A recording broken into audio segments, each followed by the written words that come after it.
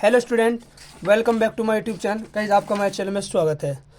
तो गाइस आज फिर लेकर आया हूँ मैं आपके लिए एक मोस्ट इम्पोर्टेंट क्वेश्चनों की वीडियो, जो कि कक्षा 10 गणित, जो कि आपको 1 मार्च को एग्जाम होने वाला है। तो आपके महत्वपूर्ण प्रश्न जो कि अक्सर करके आपके एग्जाम में पूछे जाते हैं, और ये क्वेश्चन मोस्ट रिपीटेड हैं, कई बार आपके एग्जाम में रिपीट हुए हैं, और इसी टाइप के इसी पैटर्न पर क्वेश्चन आपके एग्जाम में पूछे जाते हैं। इससे पहले वाली वीडियो में मैंने सारे क्वेश्चनों का सॉल्यूशन करा रखा है, और most important most repeated question ही पर ही वीडियो बना रखी है। तो चलिए आज फिर हम 5 क्वेश्चन करने वाले हैं जो कि मोस्ट इंपॉर्टेंट हैं, तो आप इनको भी एग्जाम से पहले कर कर जरूर जाएं। ठीक है, तो चलिए वीडियो को स्टार्ट करते हैं। वीडियो को स्टार्ट करने से पहले अगर आपने हमारे चैनल को सब्सक्राइब नहीं किया, चैनल को सब्सक्राइब कर दीजिए और वीडियो को भी लाइक कर दीजिए। फिर कल को आपको एक मोस्ट इंपॉर्टेंट एमसीक्यू की वीडियो मिलने वाली है। एक ही वीडियो में आपके सारे चैप्टरों के मोस्ट इंपॉर्टेंट एमसीक्यू कवर हो जाएंगे। तो चलिए फर्स्ट क्वेश्चन क्या दिया हुआ है। फर्स्ट क्वेश्चन आपका मोस्ट इंपॉर्टेंट क्वेश्चन है, क्योंकि कई बार आपके एग्जाम में पूछा गया है। दो संख्याओं का योगफल 85 है। यदि बड़ी संख्या छोटी संख्या के 4 गुने से 5 अधिक है तो संख्या ज्ञात कीजिए। अब उसने कहा दो संख्याओं का योगफल, कोई भी दो संख्या है जिनका जो योगफल है वो कितना है, 85 है। यदि बड़ी संख्या छोटी संख्या के 4 गुने से 5 अधिक है। अब बात होती है में जो दो संख्याएं वे दो हैं, इसका मतलब है एक x है तो दूसरी एक संख्या छोटी है, तो एक संख्या क्या है, बड़ी है। तो हम दो संख्या मानेंगे, ना मुझे छोटी संख्या पता और ना ही मुझे बड़ी संख्या पता। तो यहाँ पर हम क्या करेंगे, यहाँ पर हम दोनों संख्याएं मानेंगे कि माना छोटी संख्या क्या है, माना छोटी संख्या x है, तथा ये हम एक काम करते हैं, इसको बड़ी संख्या मान लेंगे। पहले बड़ी का जिक्र है ना, उसने कहा दो संख्या का योगफल, तो हम इसको बड़ी मान लेंगे। ये हमारे पास कौन सी है, बड़ी संख्या है। और यहाँ करेंगे तथा छोटी संख्या हमारे पास क्या है, तथा छोटी संख्या क्या हमारे पास y है। अब प्रथम शर्तानुसार, प्रथम शर्त के अनुसार उसने क्या क्या रखा, प्रथम शर्तानुसार, प्रथम शर्तानुसार उसने कहा कि दोनों संख्याओं का जो योगफल है वो कितना हमारे पास 85 है। मतलब x प्लस वाई इक्वल किसके है, 85 के है। ये इक्वेशन नंबर क्या हमारे पास फर्स्ट हुई। फिर दूसरे में उसने कहा है कि यदि बड़ी संख्या छोटी संख्या के 4 गुने से 5 अधिक है। यदि बड़ी संख्या छोटी संख्या के 4 गुने से 5 अधिक है तो संख्या ज्ञात कीजिए। अब बड़ी संख्या हमारे पास क्या x है और छोटी संख्या हमारे पास क्या है, y है। उसने कहा जो बड़ी संख्या है, बड़ी संख्या क्या थी हमारे पास x, इसको लिखेंगे हम द्वितीय शर्तानुसार, द्वितीय शर्तानुसार, द्वितीय शर्तानुसार कहा उसने यदि बड़ी संख्या, जो बड़ी संख्या है वे छोटी संख्या के 4 गुने से 5 अधिक है। छोटी संख्या क्या हमारे पास y है। अब ये संख्या क्या है, ये बड़ी छोटी संख्या के 4 गुने से 5 अधिक है, ज्यादा ये है ना। और मैंने यहाँ साइन कहाँ का लगा, इक्वल का, तो अभी तो इक्वल नहीं हो सकती, इसका मतलब है कमी इसी में है। कितने का, 4 गुने से, 4 गुने का मतलब है 4 की मल्टीप्लाई, और 5 अधिक का मतलब है 5 ज्यादा। हो गया, ये हमारे पास क्या बन गई, ये बनी हमारे पास इक्वेशन नंबर 2। हमें यहाँ दोनों संख्या बतानी है, मतलब x और y का मान बताना है।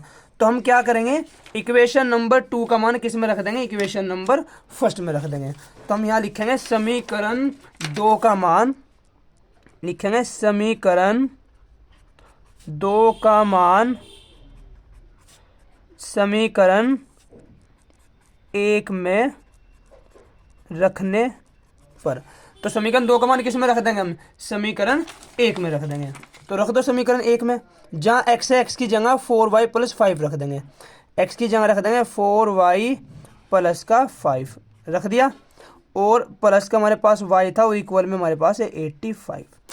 तो 4y प्लस का 5 प्लस का y और इक्वल में 85। तो y 4y और 1y कितने हो गए, 5y हुए, ये पड़ जाएगा। तो 85 माइनस का 5, ठीक हुआ। अब क्या हो जाएगा हमारे पास 5y इक्वल में 80, 5 अट्टे 40। तो y का मान कितना आ गया आपका, 8 आ गया। ये हमें y का मान मिला। अब हमें x का भी मान निकालना है, क्योंकि दोनों का मान उसने हमारे से पूछा है। तो क्या करेंगे, हम y का मान उठा के वापस इक्वेशन फर्स्ट में रख देंगे। तो इक्वेशन फर्स्ट में रखेंगे x प्लस y की जगह क्या रख देंगे 8 और इक्वल में 85। तो x ये परे चला जाएगा, 85 माइनस का 8, तो x इक्वल आपके माइनस हो जाएगा, ये आएगा आपका 77। और यही आपके क्वेश्चन का क्या है, सॉल्यूशन है। ठीक है, नेक्स्ट क्वेश्चन देखते हैं जो कि हमारा क्वेश्चन नंबर 2 है। क्वेश्चन नंबर 2 में कहा है निम्नलिखित समीकरणों को हल कीजिए। क्या करना है इसको, और ये क्वेश्चन भी आपका इंपॉर्टेंट है क्योंकि ये भी कितनी बार आपके एग्जाम में पूछा गया है। समीकरणों को क्या करना है, हल करना है। अब समीकरण को हल कैसे करते हैं, देखिए सबसे पहले हम समीकरण को लिख लेंगे। ठीक है, एक काम करते हैं, हम समीकरण का हल यहीं से स्टार्ट कर देते हैं। हमारा क्वेश्चन नंबर 2 है, हमें 2 समीकरण दे रखी है उसने, कौन सी, 3/2x एंड माइनस का 5/3y और इक्वल में माइनस का 2। इक्वेशन फर्स्ट ये दी हुई है और एक इक्वेशन दी हुई है x + 3 प्लस का y/2 और इक्वल में 13/6। ये 2 इक्वेशन दी हुई हैं। तो सबसे पहले हमें सोल्व करके x और y का मान निकालना है। तो किसी भी इक्वेशन को सोल्व करने से पहले सबसे पहले अगर उनके अपोन में कुछ भी है, अगर उनका हर में कुछ भी है, तो सबसे पहले एलसीएम लेकर उसको साइड में ले जाएंगे। तो सबसे पहले इक्वेशन 1 को सोल्व करेंगे हम। इन दोनों का एलसीएम कितना आएगा हमारे पास, 6। एलसीएम 6 लिया हमने, 3 3 जा 9x और माइनस का 5 2 जा 10y और इक्वल में माइनस का 2। क्रॉस मल्टीप्लाई कर देंगे, इसकी मल्टीप्लाई इधर और इसकी मल्टीप्लाई इधर, तो हमारे पास होगा 9x माइनस का 10y और 6 2 जा 12। ये हमारे पास होगी इक्वेशन नंबर 3। ठीक है, अब ऐसे इक्वेशन इसको जो हमारी इक्वेशन 2 थी इसको सोल्व करेंगे। इसका भी एलसीएम कितना होगा हमारे पास, 6 होगा। तो हमने इसका एलसीएम ले लिया, ये इक्वेशन 2 को सोल्व करेंगे हम। हमने एलसीएम ले इधर 6, तो ये हुआ हमारे पास 2x और ये हमारे पास हुआ 3y और इक्वल में 13/6 हो गई। अब क्या करेंगे, देखो 6 से 6 कैंसिल हुआ, तो 2x प्लस का 3y इक्वल में 13, इक्वेशन नंबर 4। दोनों इक्वेशन हो गई। हमें समीकरण को सोल्व करके x और y का मान निकालना है। तो हम क्या करेंगे, समीकरण 1 व 2 को हल करने पर, समीकरण 3 व 4 को, समीकरण 3 व 4 को हल करने पर कर दो समीकरण 3 व 4 को हल। समीकरण 3 हमारे पास क्या है, 9x है माइनस का 10y और इक्वल में माइनस का 12। इसे दूसरी इक्वेशन हमारे पास 2x प्लस का 3y और इक्वल में 13। अब देखते हैं हमारे पास कौन सी वेरिएबल कट रहा। हमारे पास x वेरिएबल कट रहा, y भी काट सकते हैं हम। अगर मुझे यहाँ दोनों को मैं किसी तरीके से इक्वल कर दूँ तो मेरा ये कैंसिल हो जाएगा। अब देखिए, अगर मैं इस वाली इक्वेशन में तो पूरी में 2 की मल्टीप्लाई कर दूं और इस पूरी इक्वेशन में 9 की मल्टीप्लाई कर दूं, वो पता कैसे लगता है कि किसकी मल्टीप्लाई करना है, जो उनसे को हमें इक्वल करना है उनके अपोजिट से मल्टीप्लाई कर दीजिए। अगर मुझे x को इक्वल करना है तो x का जो कोफिशिएंट है उसकी मल्टीप्लाई ऊपर कर दो और जो ऊपरले वाला x है उसके कोफिशिएंट की मल्टीप्लाई नीचे कर दो। तो दोनों इक्वेशन में ऊपरले वाले में 2 की कर देंगे और निचले वाले में हम कर देंगे 9 की मल्टीप्लाई। अब यहाँ क्या हो जाएगा, माइनस माइनस माइनस कर दिया, अब कैंसिल कर देंगे। ये देखो 9 2 जा 18 होगा, ये भी 9 2 जा 18 होगा, तो ये कैंसिल हुआ। अब ये देखिए 10 2 जा 20, तो ये 20y हुआ और ये 9 3 जा 27, ये माइनस का 27 हुआ। तो 20 और 27 कितना हुए, माइनस के 47 हो जाएंगे। ये हुआ हमारे 47y। अब इन दोनों को करेंगे हम, 12 2 जा कितना हो जाएगा हमारे पास 24 और 39 जा कितना हो जाएगा मेरे, हम इन दोनों को ऐड करके देख लेंगे। ठीक है, इसको ऐड करके देखेंगे, माइनस का 24 हुआ और इसकी अगर हम मल्टीप्लाई करेंगे 9 3 जा 27, 27 कैरी 2, 9 1 जाए 2 11, तो दोनों को अगर करेंगे तो ये हुआ 11 कैरी 1 3 4 1, हमारे पास आया माइनस का 141। अब माइनस से माइनस कैंसिल, ठीक है, और 47 3 जा कितना होता है हमारे पास 141। ठीक है, 4 3 जा 12 हो जाएंगे हमारे पास। ठीक है, एंड 7 3 21 तो डिवाइड हुआ, तो y का मान कितना है हमारे पास 3, y का मान आ गया हमारे पास 3। अब y का मान उठा के कोई सी भी एक इक्वेशन में रख देंगे जिससे हमारे पास दूसरे वेरिएबल का मान निकल कर आ जाएगा। हमें दूसरा वेरिएबल y निकालना है, तो हम क्या करेंगे, y का मान इक्वेशन चाहे तो 3 में रख देंगे चाहे इक्वेशन 4 में रख देंगे। तो किस में रखेंगे, हम इक्वेशन 3 में रख लेते हैं, ये फिर इक्वेशन 4 में रख लेते हैं, इक्वेशन 4 से। तो इक्वेशन 4 हमारे पास है 2x + 3 और y की जगह रख देंगे हम 3 और इक्वल में हमारे पास हुआ 13। तो ये तो 2x हुआ और ये 3 3 जा 9 और इक्वल में 13। ये प्लस का पर जाके माइनस हो जाएगा। 2x = 13 - 9। 2x = कितने 4 और 2 2 जा 4। तो x का मान आपका निकल गया है x = 2। ठीक है, और ये हमारे इस वाले क्वेश्चन का सॉल्यूशन है। नेक्स्ट क्वेश्चन देखते हैं। नेक्स्ट क्वेश्चन आपका मोस्ट इंपॉर्टेंट है क्योंकि ये कितने टाइम्स रिपीट हुआ है आपके एग्जाम में। बोर्ड एग्जाम में पेडेस्टल से रिलेटेड कितनी बार क्वेश्चन पूछा गया है। अब इस क्वेश्चन में कहा क्या है कि एक पेडेस्टल के शिखर पर 1.6 मीटर ऊंची मूर्ति लगी है। भूमि के एक बिंदु से मूर्ति के शिखर का उन्नयन कोण 60 है और उसी बिंदु से पेडेस्टल के शिखर का उन्नयन कोण 45 डिग्री है। तो पेडेस्टल की ऊंचाई ज्ञात कीजिए। अब ये पेडेस्टल में सबसे मोस्ट इंपॉर्टेंट होता है हमारा फिगर। हम फिगर बनाएंगे सबसे पहले। उसने कहा एक पेडेस्टल के शिखर पर, हमने कोई से भी एक पेडेस्टल बना लेंगे। पेडेस्टल का मतलब कोई भी उसने हाइट की दी हुई है, जैसे मीनार होती है ऐसे पेडेस्टल दिया हुआ है। कोई भी हमारे पास क्या हुआ है, एक पेडेस्टल है, इसका नाम है आपका पेडेस्टल।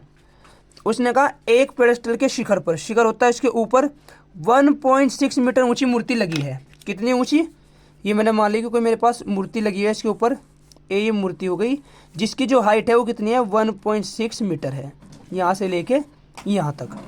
भूमि के एक बिंदु से मूर्ति के शिखर का उन्नयन कोण, देखो भूमि पर कोई भी एक पॉइंट है, ठीक है, कोई सा भी भूमि पर एक पॉइंट हमने मान लिया, यहाँ पर कोई एक बिंदु है। अब उसने ये कहा है कि भूमि के एक बिंदु से मूर्ति के शिखर का उन्नयन कोण, आपको पहले वाली वीडियो में भी बताया था, उन्नयन कोण होता है जो नीचे से खड़े होकर देखा जा। तो मूर्ति का शिखर का उन्नयन कोण, तो उन्नयन कोण का मतलब है मूर्ति का शिखर यह है, मूर्ति का जो शिखर है उसका जो उन्नयन कोण है वो कितना दिया हुआ है, वो दिया हुआ है 60 डिग्री। तो वो हमारे पास कितना हो जाएगा 60 डिग्री बन गया।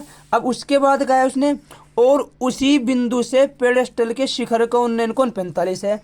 मतलब इसी बिंदु से जो पेडेस्टल का शिखर है, पेडेस्टल का शिखर है आपका ये वाला, इसका जो उन्नयन कोण है वो कितना दिया हुआ है, वो दिया हुआ है 45 डिग्री। ये 45 डिग्री है। तो पेडेस्टल की ऊंचाई ज्ञात करनी है। तो हमें जो मान फाइंड करना है वो किसका मान फाइंड करना है, हमें करना है पेडेस्टल की ऊंचाई फाइंड करनी है। मैंने पेडेस्टल की हाइट क्या मान ली, h मान ली।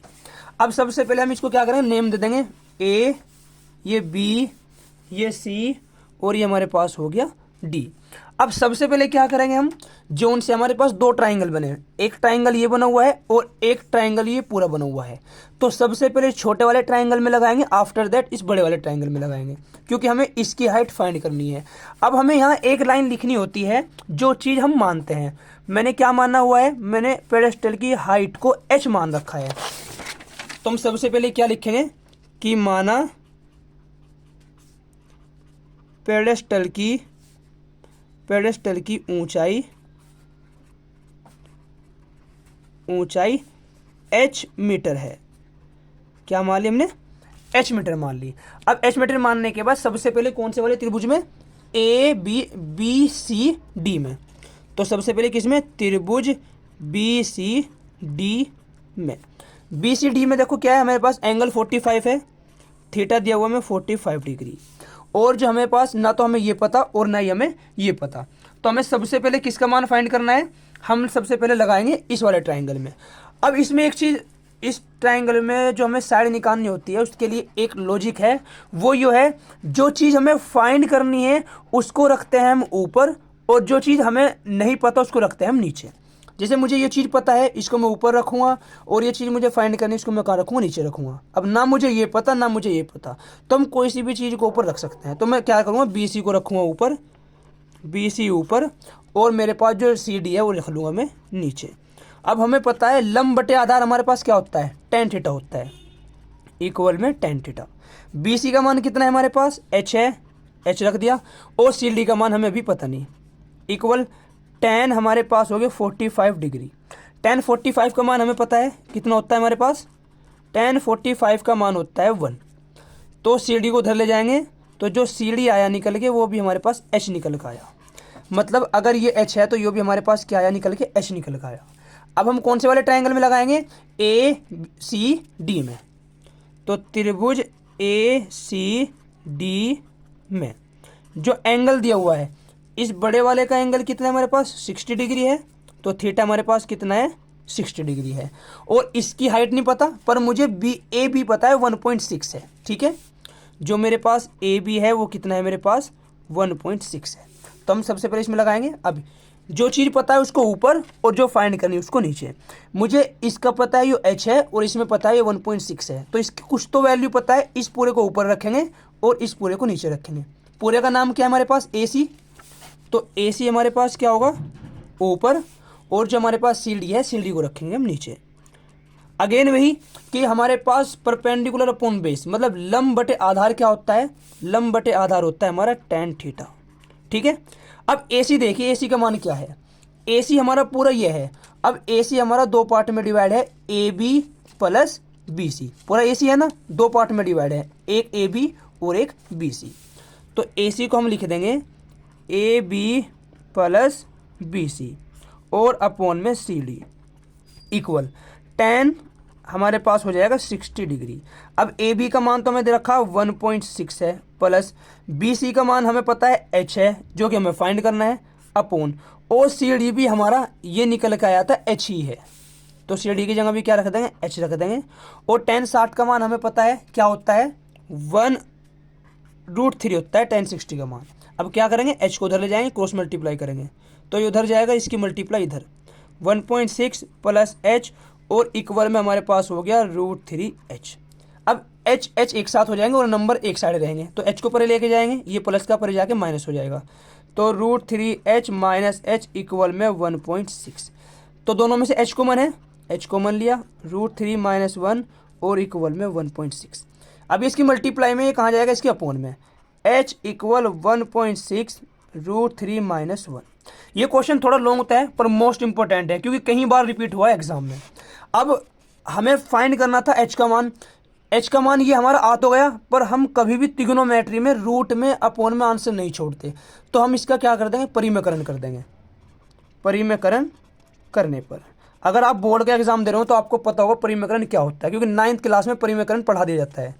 परिमेकरण करने पर तो H बराबर 1/6 अपॉन √3 माइनस 1, और परिमेकरण में क्या होता है अपॉन वाले के अपोजिट साइन से ऊपर नीचे मल्टीप्लाई कर देते हैं।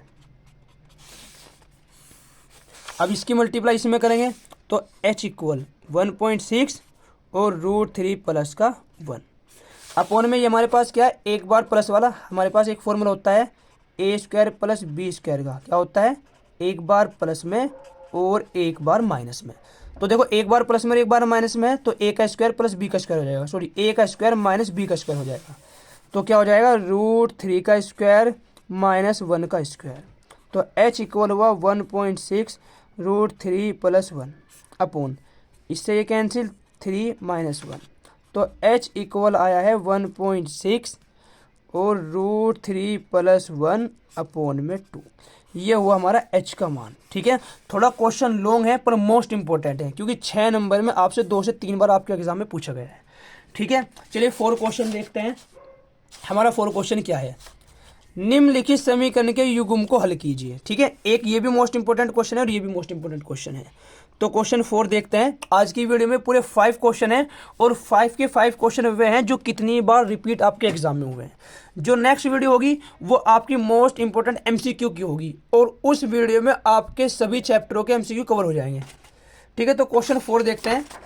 4 में कहा है निम्नलिखित समीकरण के युग्म को हल कीजिए, और ये क्वेश्चन 6 नंबर में आया हुआ है।